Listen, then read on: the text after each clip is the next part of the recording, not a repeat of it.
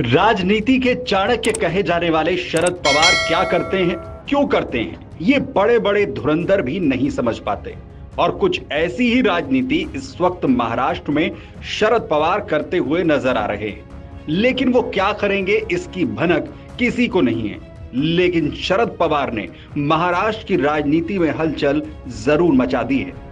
दरअसल हाल ही में महाराष्ट्र के डिप्टी सीएम एकनाथ शिंदे से मुलाकात के बाद अब शरद पवार ने देवेंद्र फडणवीस सरकार की जमकर तारीफ कर दी है, जिसके बाद हर कोई जानना चाह रहा है कि आखिर शरद पवार के मन में क्या है। दरअसल हाल ही में महाराष्ट्र सरकार ने किसान कर्ज माफी योजना में बड़ा बदलाव किया है।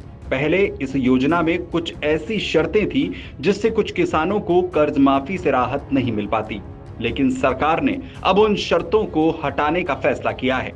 इसी फैसले का स्वागत करते हुए शरद पवार ने सोशल मीडिया पर लिखा कि अगर सरकार ये फैसला नहीं लेती तो लाखों किसानों को नुकसान उठाना पड़ता।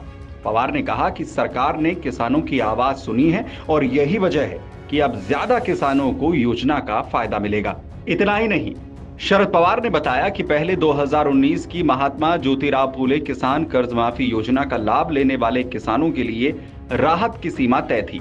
इसके अलावा नियमित कर्ज चुकाने वाले किसानों के लिए भी ऐसी शर्तें रखी गई थी जिनकी वजह से बड़ी संख्या में किसान योजना से बाहर हो रहे थे। लेकिन अब सरकार ने दोनों शर्तें वापस ले ली हैं। पवार ने इसे किसानों के हित में बड़ा फैसला बताते हुए मुख्यमंत्री देवेंद्र फडणवीस का धन्यवाद किया। लेकिन शरद पवार ने जैसे ही सोशल मीडिया पर देवेंद्र फडणवीस की तारीफ की तो शरद पवार के बयान पर विपक्षी नेताओं के बीच सुगबुगाहट फिर से शुरू हो गई।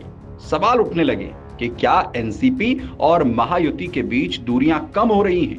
क्या महाराष्ट्र की राजनीति में कोई नई सियासी बिसात बिछ रही है? दरअसल हाल ही में शरद पवार ने महाराष्ट्र के डिप्टी सीएम एकनाथ शिंदे से उनके कार्यालय में मुलाकात की थी, जिसके बाद शिवसेना यूबीटी की तरफ से गंभीर सवाल उठाते हुए कहा गया था कि ये किसी भी सूरत में स्वीकार नहीं किया जा सकता है। इतना ही नहीं, शिवसेना यूबीटी के राज्यसभा सांसद संजय राउत ने इसे गद्दारों को सम्मान देने जैसा बता दिया था।